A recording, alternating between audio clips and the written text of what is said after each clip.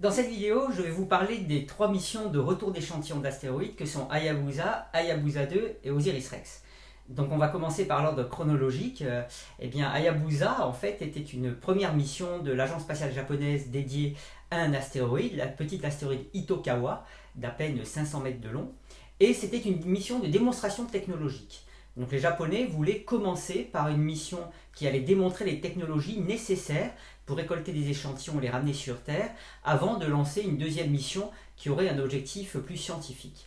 Donc ils ont choisi un objet qui était le plus aisément accessible pour une mission spatiale, le petit astéroïde Itokawa de type S, donc silicaté, ce qui est un type d'astéroïde qui n'est pas pour nous ce qui semble être le plus primitif, donc le plus intéressant parce que dont la composition serait plus fidèle à la composition d'origine de la nébuleuse solaire et puis potentiellement riche en matière organique, etc.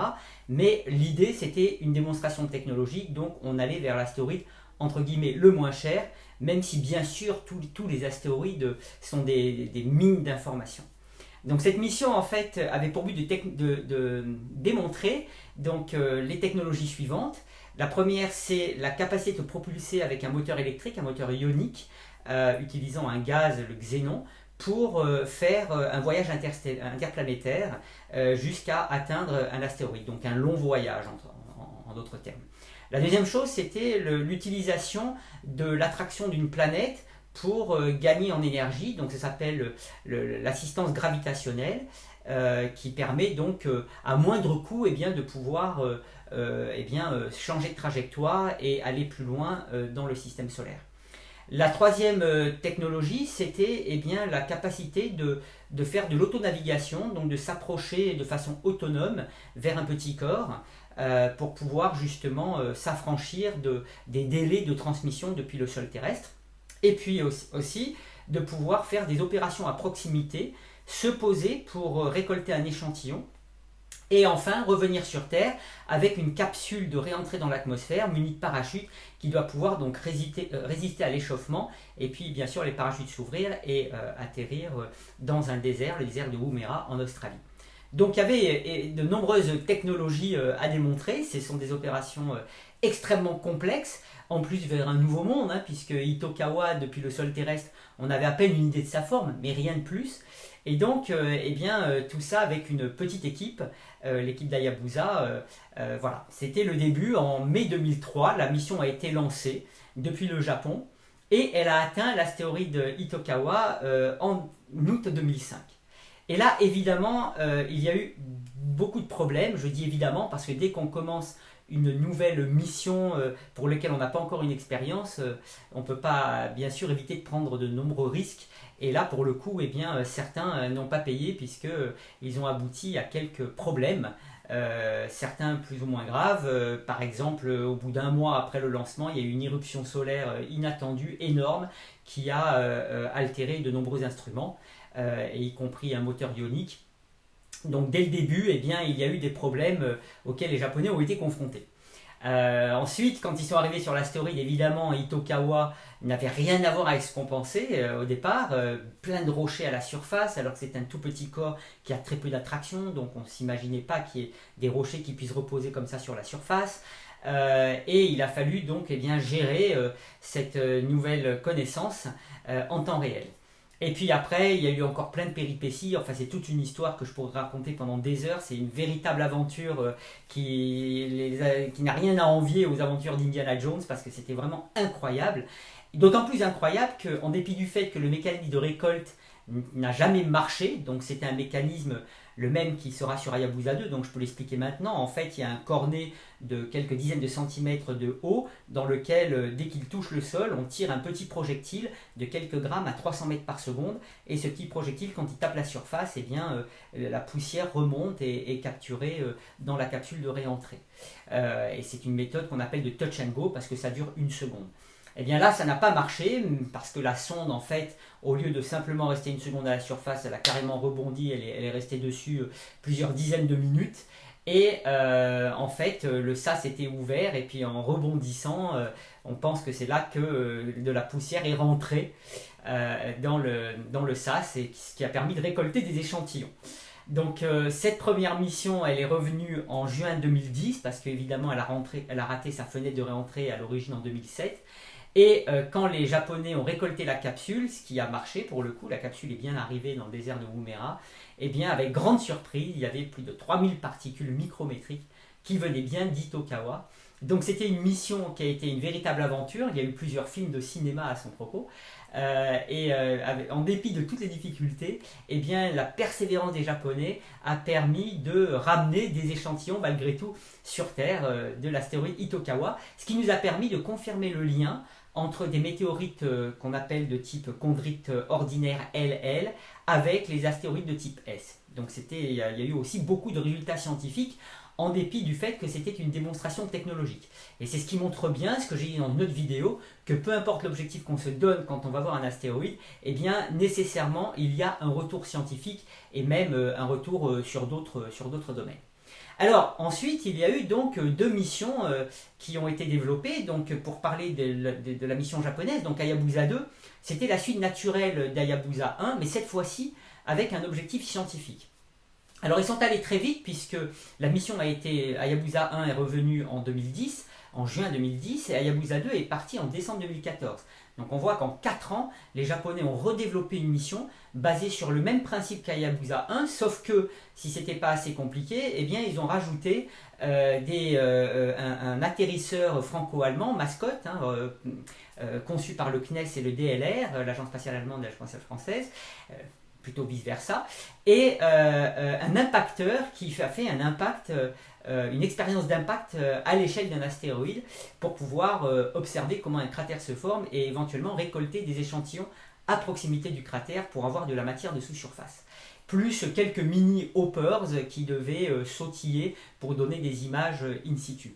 Donc on voit que c'est une mission très complexe parce qu'elle a plein d'opérations à effectuer, toutes qui comportent un risque, et tout ça avec un développement en très peu de temps.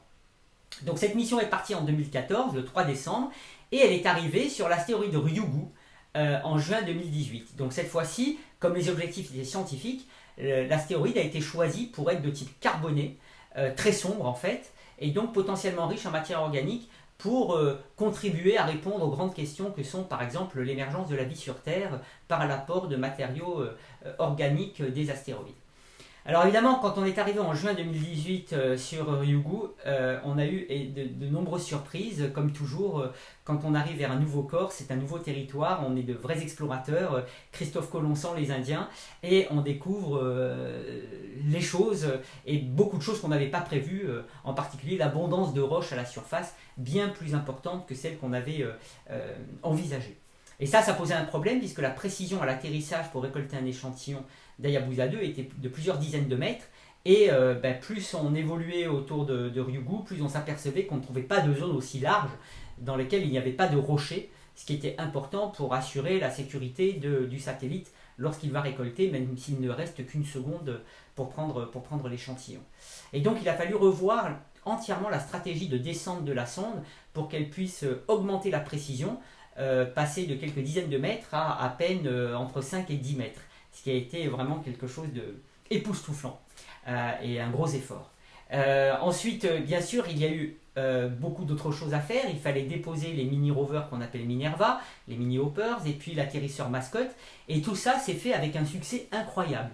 Septembre 2018, on dépose des mini-hoppers qui donnent les premières images de surface d'un astéroïde carboné dans l'histoire, donc c'est vraiment une première historique. Puis l'atterrisseur Mascot qui lui a donné des images et des données encore plus époustouflantes qui nous ont permis d'ailleurs de devoir réviser certains concepts que l'on avait sur les astéroïdes carbonés. Et puis bien sûr la récolte d'échantillons, la première en février 2019, qui a été vraiment un événement incroyable, avec encore quelques péripéties, mais tout a bien marché, ça a été vraiment extraordinaire. Suivi de l'expérience d'impact avec ce qu'on appelle le Small Carrion Impactor, donc un impacteur qu'on a déployé dans une boîte qui a explosé, qui a donné l'énergie cinétique à un projectile de 2 kg lancé à 2 km par seconde, et qui a fait un impact dont on a pu observer par une petite caméra l'éjection de matière, et puis mesurer la taille du cratère, qui était bien plus grande que la taille qui était prédite par les calculs, ce qui nous montre qu'on a encore du mal à comprendre certains processus physiques sur ces astéroïdes qui ont de si faible gravité. Et enfin, les Japonais ont eu le courage d'aller faire une deuxième récolte à proximité du cratère en juillet 2019. Et ça, c'était incroyable parce qu'après avoir tout réussi, personnellement, étant membre de l'équipe, j'hésitais vraiment, et même je leur recommandais de ne pas prendre un risque supplémentaire pour récolter un deuxième échantillon. On peut pêcher par gourmandise. Et ils m'ont bien sûr assuré qu'ils ne prendraient aucun risque jusqu'au bout. Et ils l'ont fait. Étant très confiants, ayant appris de toute l'expérience acquise par Hayabusa et les succès d'Hayabusa 2, et ils ont réussi cette deuxième récolte d'échantillons. Donc Hayabusa 2 a été vraiment un succès extraordinaire, j'ai encore du mal à m'en remettre, et la mission est en train de revenir sur Terre. Elle déploiera la capsule dans l'atmosphère en décembre 2020, donc avec des échantillons, puisque vu les images que l'on a de la récolte, on est persuadé qu'on en a, même si on n'a pas une capacité de mesurer vraiment directement si on a des échantillons.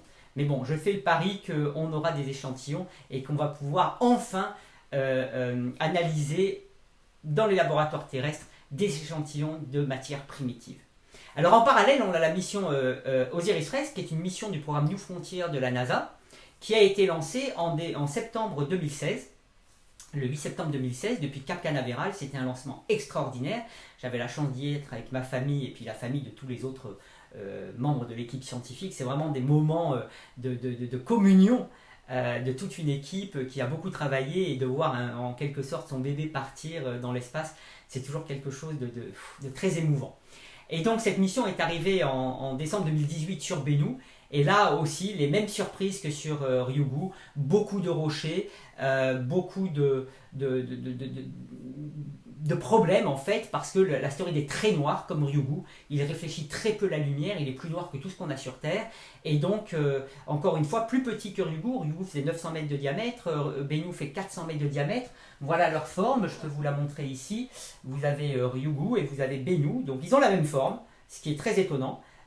Eh bien, il fallait à nouveau revoir un petit peu tout, surtout que contrairement à Hayabusa 2 qui suit son astéroïde, OSIRIS-REx se met en orbite. D'ailleurs, OSIRIS-REx accomplit un record qui est de se mettre en orbite autour du plus petit corps autour duquel on ne s'est jamais mis en orbite, et ça a permis d'ailleurs d'avoir des images extraordinaires, puisqu'on survole comme dans un avion la surface de Bennu. On a l'impression vraiment, alors là, d'explorer pour le coup comme un pilote d'avion ces nouveaux territoires, cette nouvelle géologie qu'on a encore du mal à comprendre. Et donc on est encore à l'heure où je vous parle, sur Bennu, en train d'explorer. Nous avons choisi les sites de récolte d'échantillons, et la récolte d'échantillons se produira le 20 octobre 2020. Sachant qu'on a le même problème, il a fallu revoir la navigation autonome pour augmenter plutôt la précision de l'atterrissage, en la faisant passer de quelques dizaines de mètres à moins de 10 mètres. Et donc encore une fois un nouveau challenge que j'espère vivement OSIRIS-REx va pouvoir accomplir avec succès en octobre, puisque cette fois, si Hayabusa 2 vise de récolter une centaine de milligrammes ou au plus 1 gramme de matériaux, OSIRIS-REx vise au minimum 60 grammes. Et donc ça c'est très intéressant parce qu'on peut faire encore plus de science avec autant de matière, et donc on attend avec impatience les échantillons qui eux reviendront en 2023, sachant qu'on pourra comparer les propriétés des deux objets, et je vous parlerai dans une autre vidéo de notre scénario qui permet de comprendre la formation de ces objets et peut-être leurs liens.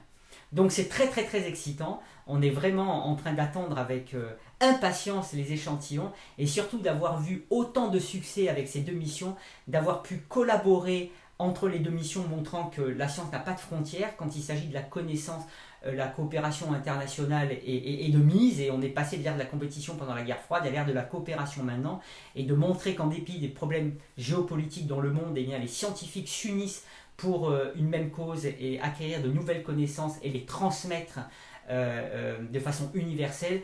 Je trouve que c'est vraiment quelque chose, un message positif et vraiment extraordinaire qu'il faut absolument maintenir. Voilà, je vous remercie de m'avoir écouté et à très bientôt.